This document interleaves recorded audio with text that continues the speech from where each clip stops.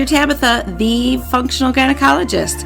I'm a board-certified OBGYN and functional medicine physician. I've embraced the world of functional medicine and wellness through my own personal health journey, and I'm super excited to share my wisdom and unique perspective as it pertains to women's health.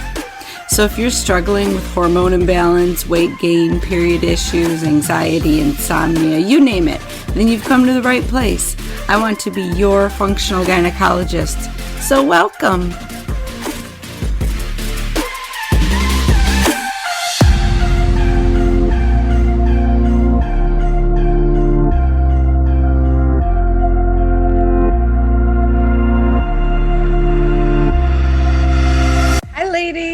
Welcome back. So this week we are talking about leptin. What the heck is leptin? It's a hormone. So it has a lot to do with our appetite.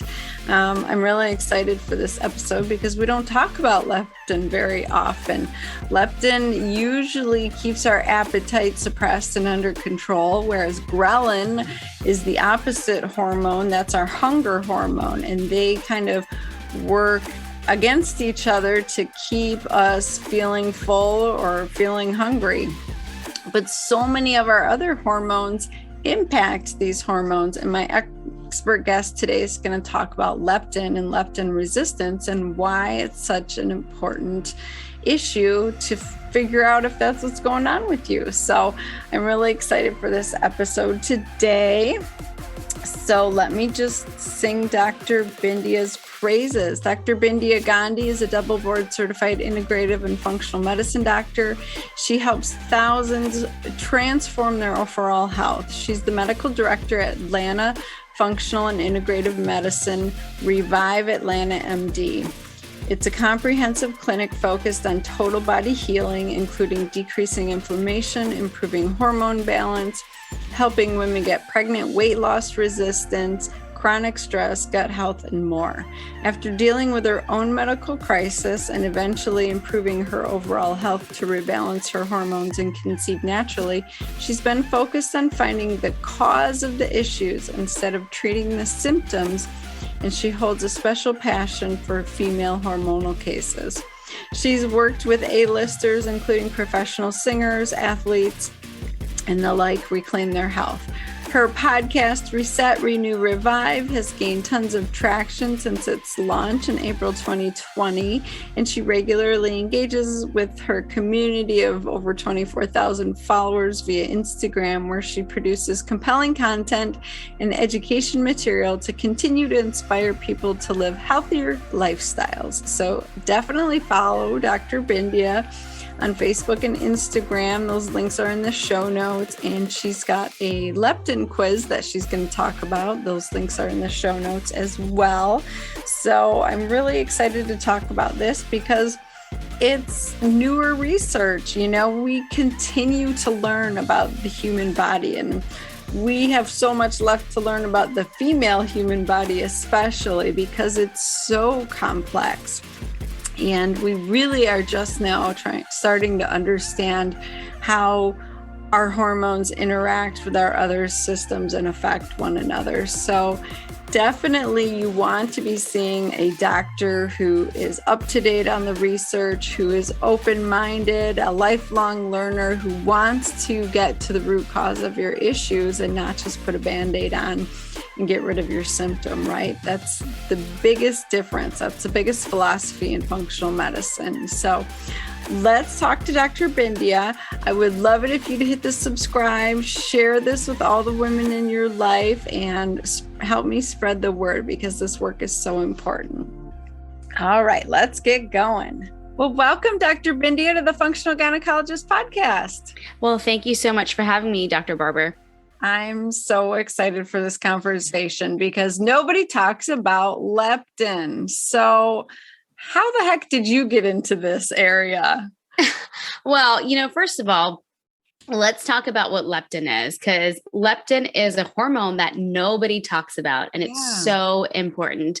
But my journey started really back in medical school when I realized that in my pharmacology class that I did not want to keep prescribing medications only to prescribe more medications. So I remember sitting in my pharmacology class, and Dr. Marcos was my professor, and we were talking about antihypertensive or blood pressure medications. And at that time, if you gave a prescription for blood pressure, something like amlodipine, the side effect would inevitably at some point be leg swelling. And I remember being like, that doesn't make sense. And he goes, Bindiya, it's not the side effect. It's actually the mechanism of action. It's going to eventually happen. And I was like, whoa. So someone's going to come in for blood pressure, and I'm fixing one problem, and now I've got to fix their leg swelling the next visit. Like, I was like, that doesn't make sense. Like, that's so bizarre. And so I knew very early on that there was more to medicine than just pharmaceuticals. That's also very early on when I was dabbling with my own stress management. I had become yoga certified in medical school. I became Reiki certified in medical school. And I remember my colleagues saying, what are you doing that for? Is insurance going to pay for that? Like, why are you doing that? Some of this stuff. But I knew that I wanted to heal patients in other ways. There had to be other ways than what I was taught in medical school. Fast forward to residency when life gets intense and hectic, and I thought I was eating well, thought I was meditating and exercising like I should, but that chronic stress really took havoc on my hormones. It really took havoc on my gut. When you're in residency, you're not sleeping well. You're in a constant state of adrenaline rush at 24/7, right? That's just what life is. And long story short, I was having a lot of GI issues. I was having a rash on my face. I was breaking out, irregular menstrual cycles, headaches, you name it, like nothing. I mean, it was just like I was this new person with all these medical problems. It's like I turned 29, 30, and then all these medical problems happened. And I was like, this cannot be right. Later found out that I had celiac, later found out that was a big problem of what was happening. And again, this whole time I thought I was healthy. I was working out, I was eating well, and I was meditating. I was doing all these things that I had learned during medical school to do, but those things weren't working for me anymore. And that's when I discovered functional medicine, worked with a functional medicine practitioner, got to the underlying root cause of my problems, and then started helping other women and other patients kind of achieve their health goals. But when it comes to leptin, this is something I've learned fairly recent over the last 10 years, because I will say, I wasn't taught about leptin in medical school. I wasn't even taught about leptin in some of the programs that I did, right? My advanced training, it was something that I learned after the fact, because it's such a newer hormone that nobody talks about. So leptin is actually produced by your fat cells. And so what it does, it actually communicates with your hypothalamus. This is the part of the brain that regulates your metabolism. And leptin's job is to tell your brain whether you have enough fat stored up to fuel your body and burn calories at a normal rate. And in other words, it lets you know if you're properly full, or if you can stop eating, or if you need to eat some more.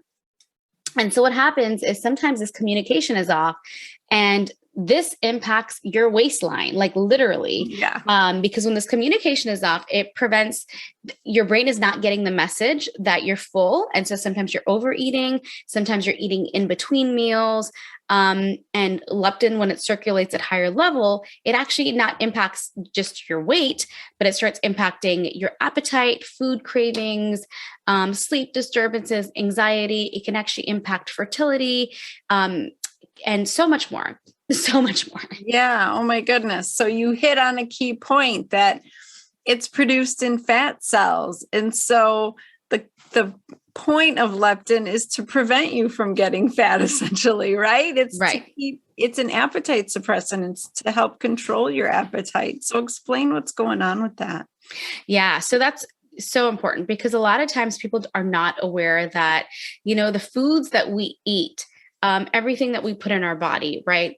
Our brain is supposed to get a message saying, that's enough food, that keeps you full. But if you look at this is why sometimes portion control can work for some people and can't for other people, right? Because if your brain is not getting the message that you're full from eating whatever's on your plate, you can trick it in many ways that you try to. But if your brain is not getting that message, you tend to overeat. You tend to kind of keep fueling yourselves because your fat cells are like, I need more. And your brain's like, okay, yep, give her more. So it's that miscommunication. But it's really important because when this miscommunication happens, other things start happening too, right? Inflammation starts happening, right? Insulin resistance starts happening. And not only do you become overweight, but it actually increases your risk of cardiovascular diseases and other medical problems as well. So it's not just about overeating, and it's not just about your fat cells not getting the message. It's really about understanding and resetting your metabolism in the appropriate way so your leptin levels can circulate at a normal level and not be circulating at a higher level. Okay. And, I kind of think of it the same way that insulin works. Your blood sugar goes up, insulin has to respond and be produced to go out and take that blood sugar, bring it into the cells and store it.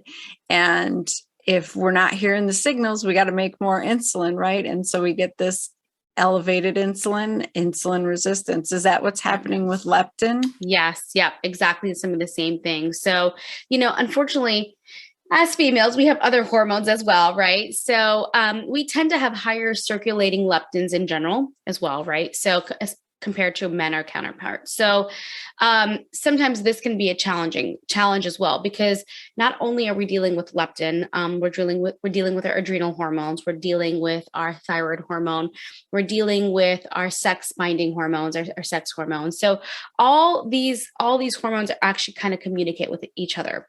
Yeah. So it's really important for us to kind of be aware of what's really going on with our metabolism and our body.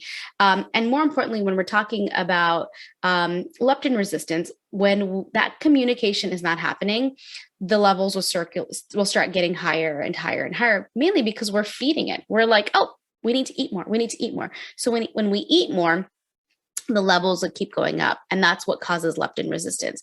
This is why I have some patients in my clinic who they'll come see me, and I test leptin. I'm very particular about testing leptins in your blood work, and they'll have a circulating leptin level of 70s. Now, just so your audience is aware, leptin should actually be 7. So that's a big difference and a big number. And yes, in some patients, like sometimes you can obviously tell someone's overweight and you can suspect that their leptin levels are higher, but sometimes you'll get somebody with a average normal BMI, body mass index, and their leptin levels will still be a little bit higher. So there's a lot more that goes into it than just kind of saying, yes, you're overweight. The correlation is, overweight, obesity, and leptin levels being off. Right. So does that help them feel vindicated? Like, oh my gosh, now I know why I can't lose this weight, why I have these cravings? Yes. For sure. Because a lot of times people, sometimes people have cravings and they have no earthly idea and most of the times it's craving the sugar foods, the sweeter foods, the higher carb comfort foods. Like I'm actually hearing a lot about that today. Everybody seems to be craving comfort foods, and that's unknown why. It's like, I don't know why I need to be eating the bread or the rice. Like my body needs it. And so you kind of listen, and it's important to listen to your body. I understand. But sometimes we're fueling it with the wrong types of foods. Right. And sometimes the signals and messages you're hearing aren't what you want to be responding to in that way, right? Exactly. Sometimes it's more of a warning sign, like, hey. So once you find out you have elevated leptin, then what do you do? Yeah. So great question. So one of the first things that I have people do is actually go to my website. It's drbindiamd.com/quiz and take my leptin quiz. It's 11 questions and kind of understand, could you possibly have leptin resistance? I've broken it down into 3 different phases: leptin clear, leptin sensitive, and leptin resistant. So if your leptin level is between 4 and 7, you're in the clear, probably don't have a leptin issue. That's awesome. Great news. Leptin sensitive is if you're in 8 to 10. And that means you're a little bit leptin sensitive, a little bit of, we got to tweak some things, but we don't need to do a large, big overhaul. When you're above 11, that's when we know that you're leptin resistant and you have a lot of stuff going on that we need to kind of fix.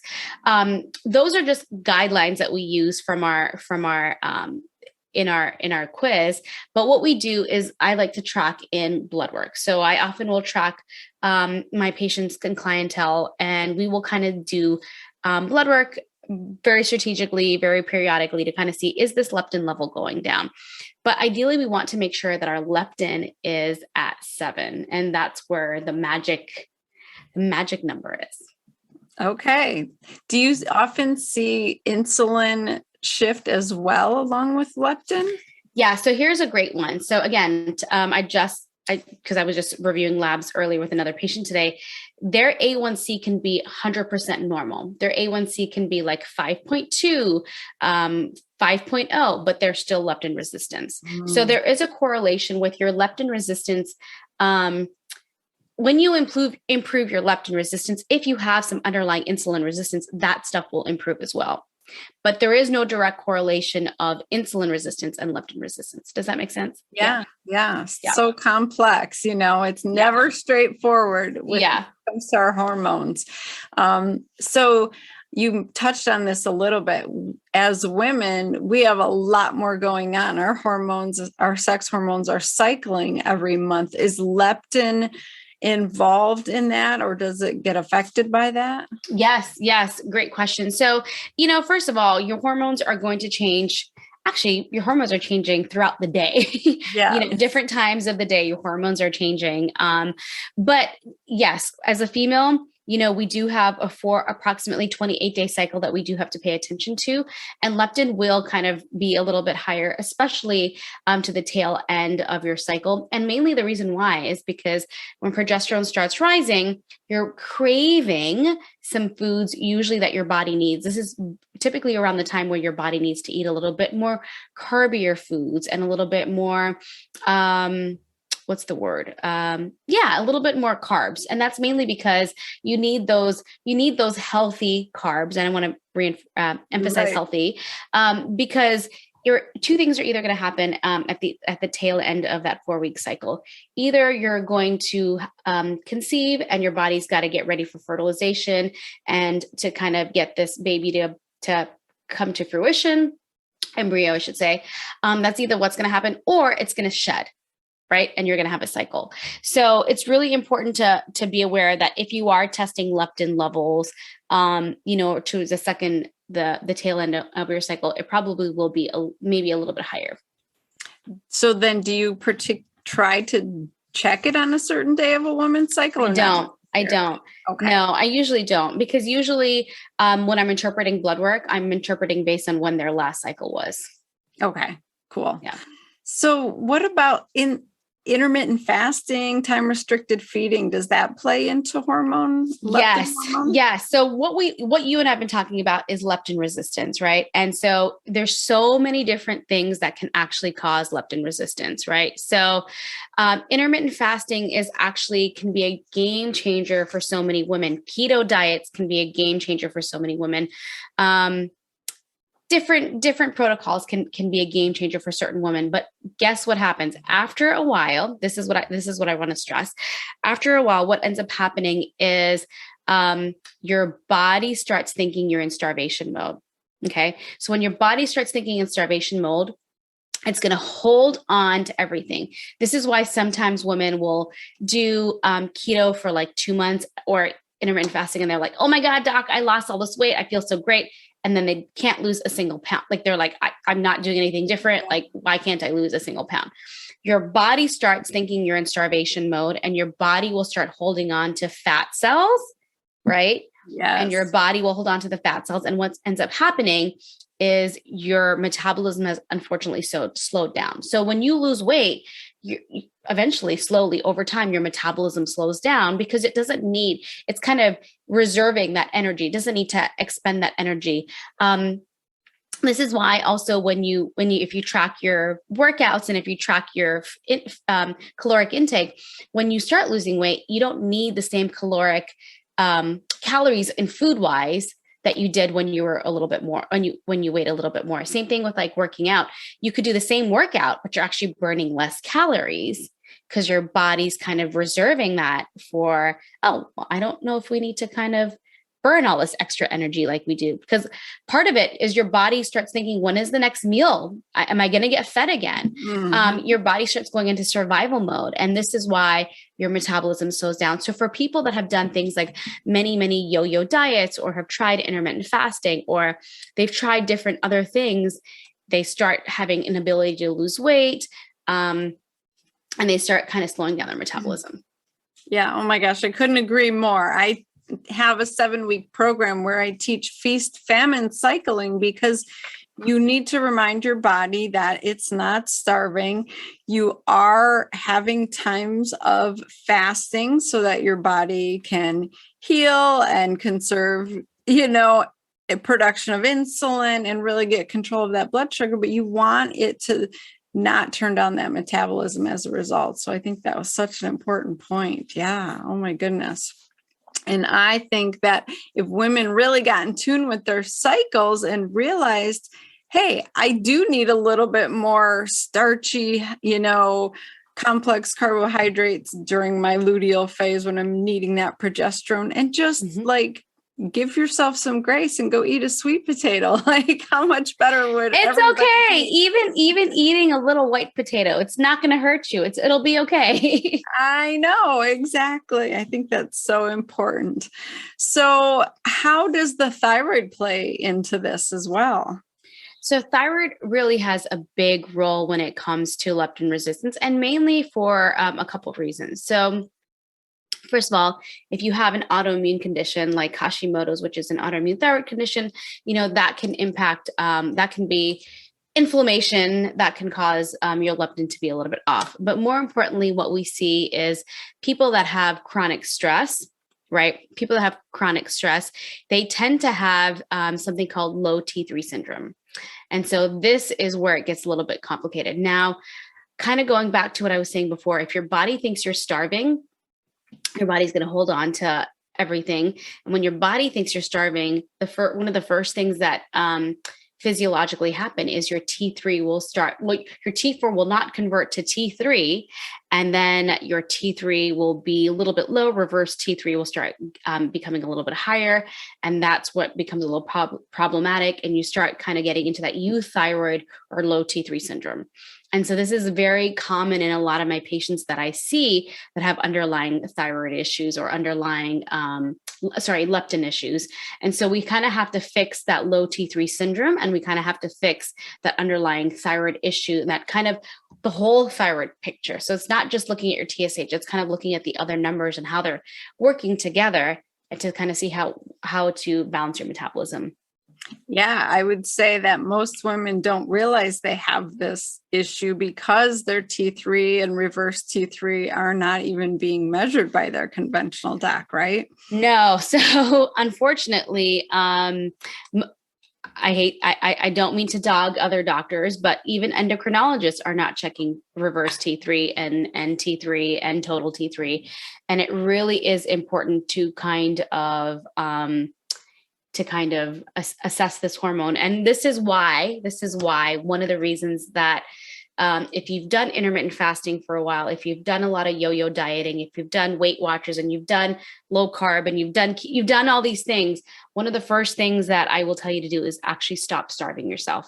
You actually have to, you kind of mentioned this earlier, but you kind of actually need to eat real food because we've got to kind of improve that thyroid resistance, because that's what's happening. Mm-hmm. And while improving that thyroid resistance, we're improving the leptin resistance. Yeah. Oh my gosh. That's such an important point. Like, you really need to start loving on your body and reassuring it that it's going to be okay and you're not starving to death. And I want us, and I know I kind of alluded to this earlier, but females, our body we are made completely different than our male counterparts. Amen. Like, they can get away with intermittent fasting and they can get get away with keto and they can get away with all these things. And yes, we're jealous and whatever, but the problem is they don't have the extra hormones that we do that really do play a part in our full metabolism. So we do have to be mindful of our cycle. We have to be mindful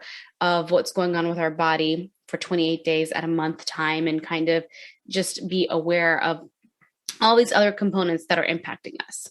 Yeah, without a doubt. I mean, mentally, we might want to be powerhouses and like doing all these badass things, running businesses and, running marathons and doing all these things. But our physiology wants to get pregnant and carry a baby. That's like why our bodies go through what they go through every month. And you can either fight against it or you can work with it, and you'll be so much better off if you just work with it. And you know what? I heard an amazing quote. I'd love to share it because this is just very timely.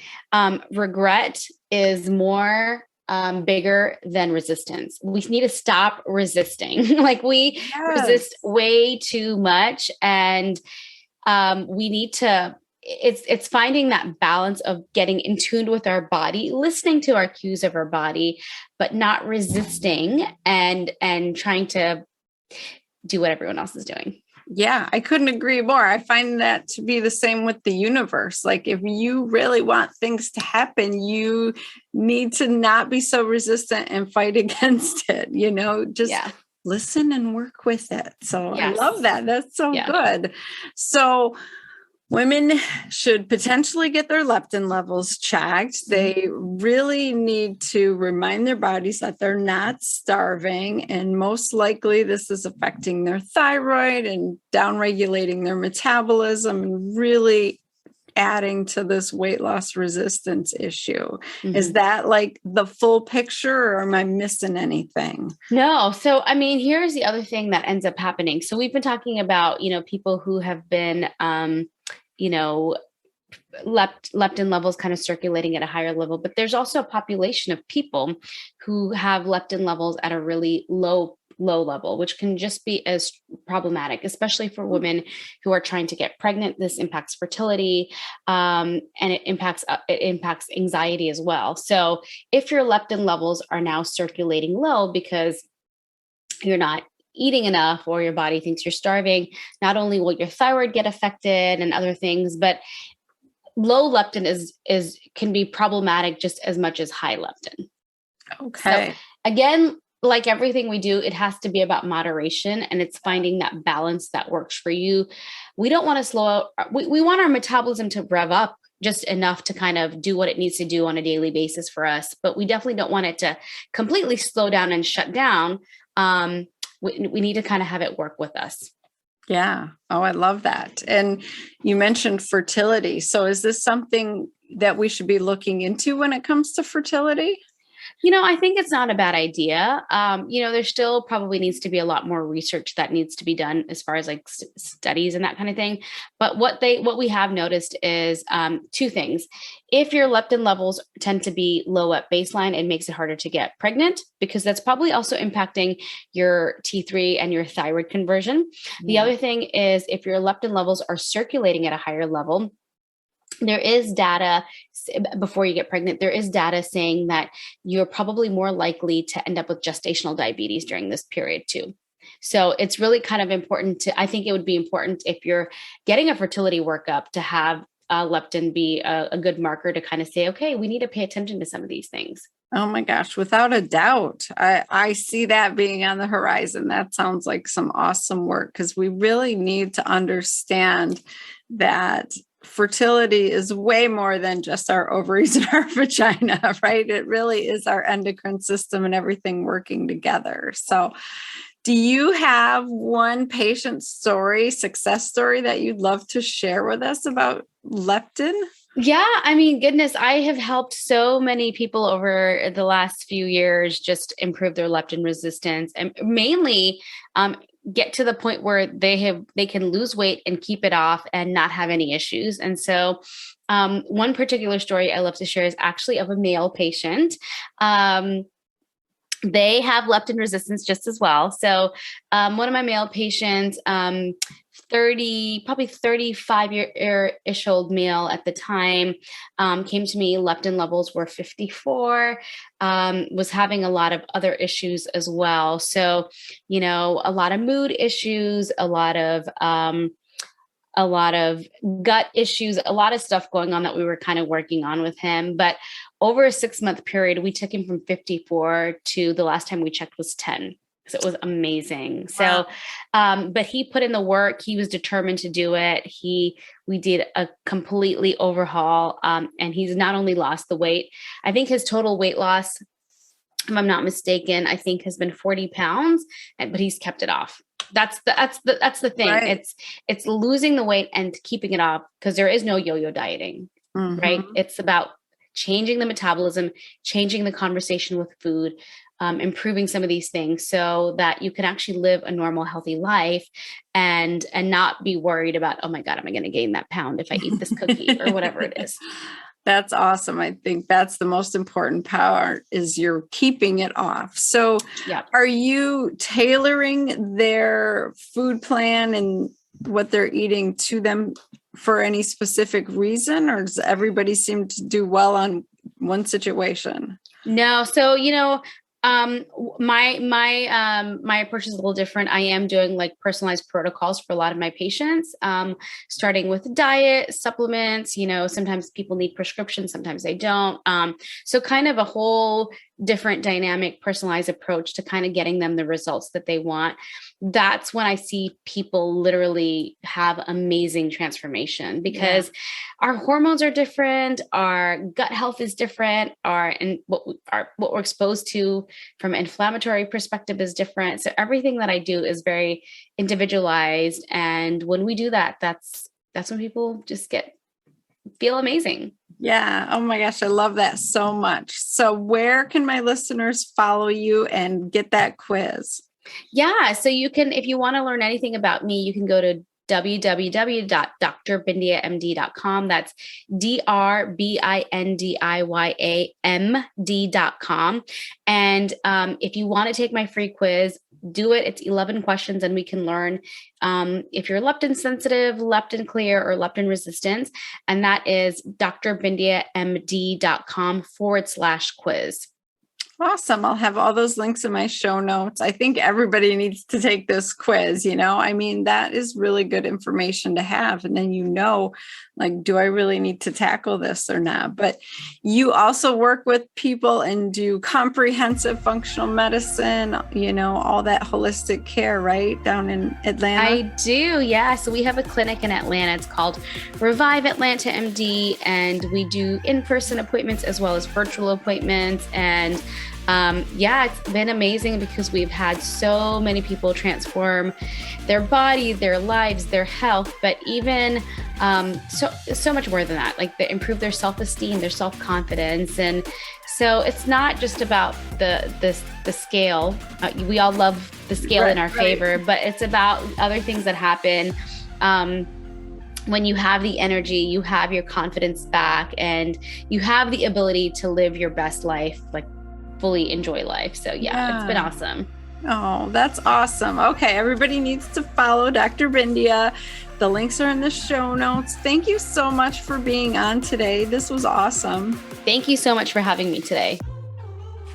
All right, ladies, I hope you found that interesting. I know that I did. I love that we're really starting to put the pieces of the puzzle together when it comes to women's health and how our body functions and how all the intricate systems work together to help us feel amazing. So, I hope you got one golden nugget out of it. I know I did. I love that she mentioned that when you do intermittent fasting, you also need to make sure you eat enough when you do eat. I teach the feast-famine cycle. And so even though you have times where you're restricting and you're not eating, you're doing these fasting periods or time-restricted eating, when you do eat, you want to make sure to remind your body that you're getting enough nourishing, healthy foods, enough healthy fats, enough clean, lean proteins, enough fiber.